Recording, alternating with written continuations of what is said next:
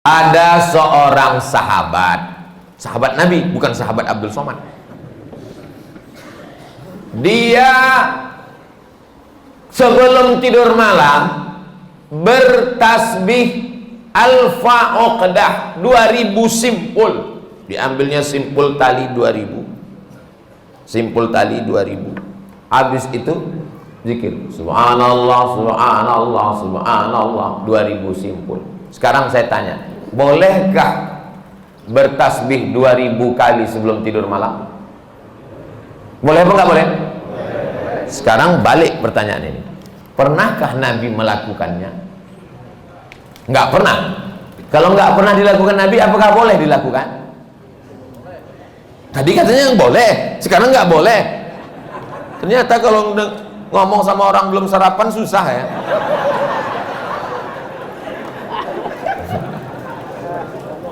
Oke, contoh kasus yang kedua. Ada seorang imam mazhab. Tadi yang bertasbih 2000 kali sebelum tidur itu sahabat Nabi, namanya Abu Hurairah. Sahabat Nabi. Di mana bisa dibaca biografinya? Dalam kitab Syiar A'lam An-Nubala. Siapa yang nulis? Imam Az-Zahabi, Imam Ahlus Sunnah wal Jamaah. Contoh yang kedua.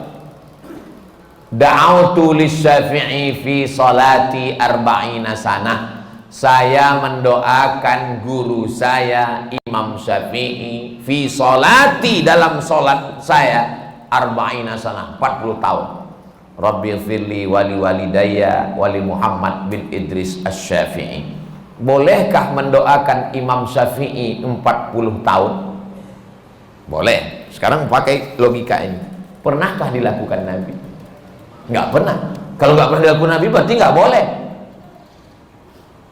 Ini pertanyaan tingkat tinggi. Apakah mesti disyaratkan, mesti dilakukan Nabi dan sahabat? Puasa Nabi Daud, pernahkah Nabi melaksanakan puasa Nabi Daud secara berterusan? Yasumu yauman wa yuftiru yauman? Nggak pernah. Tapi Nabi memujinya. Apa kata Nabi?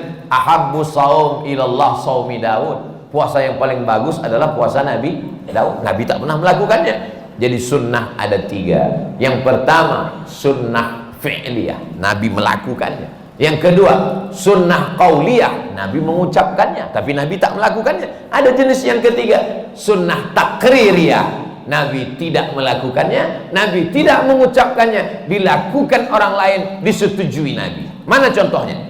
Sami Allahu liman hamidah, Nabi mengajarkan Rabbana lakal hamdu mil'us samawati wa mil'ul ardi wa mil'u ma syi'ta min syai'in ba'di. Tapi ada satu sahabat bacaannya lain. Sami Allahu liman hamidah, Rabbana lakal hamdu hamdan thayyiban mubarakan fi. Selesai salat Nabi tanya, siapa tadi yang baca alhamdulillah hamdan thayyiban katsiran mubarakan fi? Aku enggak pernah ajarkan. Aku ya Rasulullah. Apakah Nabi marah?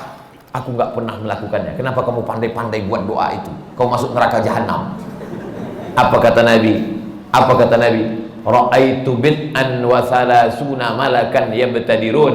Aku lihat 39 malaikat turun dari pintu langit ingin mencatat doa yang kau baca. Enggak pernah dibaca Nabi. Begitu juga dengan Allahu Akbar kabira, diriwayatkan oleh Abdullah bin Umar bin Khattab.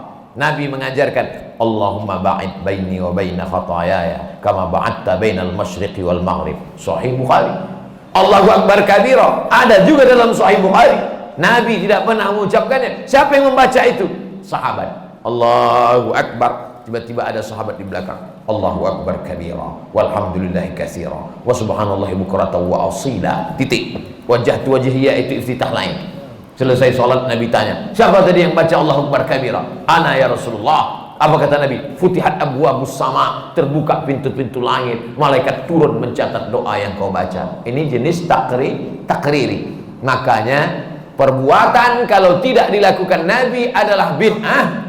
Betul kata Imam Syafi'i, kalau dia bertentangan dengan syariat.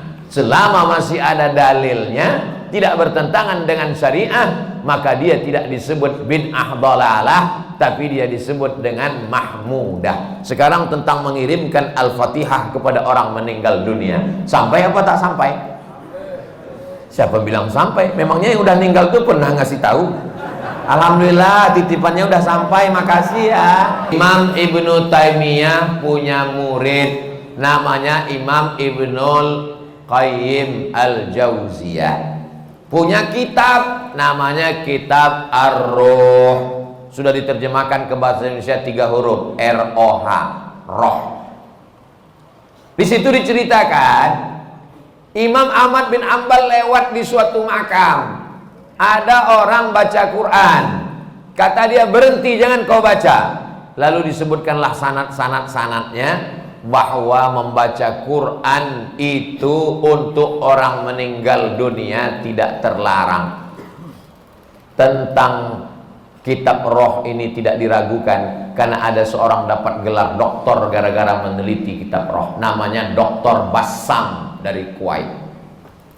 Umar bin Khattab punya anak laki-laki namanya Abdullah bin Umar bin Khattab. Dia pesan, kalau aku meninggal dunia, nanti bacakan di atas makamku pangkal Al-Baqarah 5 ayat sampai wa ulaika humul muflihun, dan ujung Al-Baqarah 3 ayat lillahi ma fis samawati sampai habis.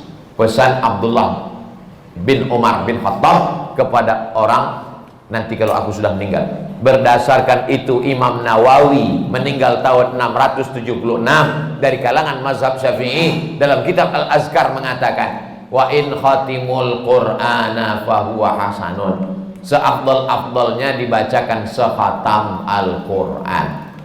Kalau tidak sanggup sekhatam Al-Qur'an, likulli syai'in qalbun, segala sesuatu punya hati, wa qalbul Qur'an Yasin, hatinya Al-Qur'an adalah Yasin. Enggak sanggup juga Ummul Qur'an Al-Fatihah. Itulah dia dalil-dalil orang yang membacakan Quran. Kalau nggak setuju, jangan salahkan orang karena orang punya dalil. Saya nggak setuju, nggak usah lakukan. Yang tidak boleh itu adalah tidak ada ulama satupun yang membolehkan, dia membuat sendiri. Nah, itu nggak boleh. Imam Nawawi, ini Imam Nawawi bukan imam sembarangan, dia bukan selevel Imam Samudra, apalagi Imam S. Arifin.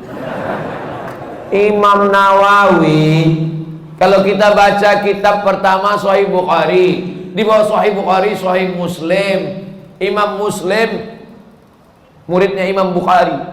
Kalau kita baca Sahih Muslim kita nggak paham, kita mesti baca kitab Al-Minhaj Syarah Sahih Muslim Ibn Al-Hajjaj, Imam Nawawi. Imam Nawawi itu dalam kitab fikih, kitab besar Al-Majmu' Syarah Muhazzab, Raudatul Talibin wa Umdatul Muftin. Saya ngajar hadis arba'in, hadis paling sedikit kecil arba'in, Imam Nawawi. Hatam arba'in naik kitab Riyadus Shalihin, Imam Nawawi. Hatam Riyadus Shalihin naik lagi kitab Al-Azkar, Imam Nawawi. Membaca kitab Mustalah Hadis yang disyarah oleh Imam Suyuti, Tadribur Rawi, Syarah Takrib Nawawi. Imam besar. Apa kata Imam Nawawi mengomentari hadis tentang pelepah korma? Nabi membelah pelepah korma, ditusukkannya ke makam. Apa kata Nabi? Kalau tasbih pelepah korma saja sampai, apalagi bacaan Quran orang beriman.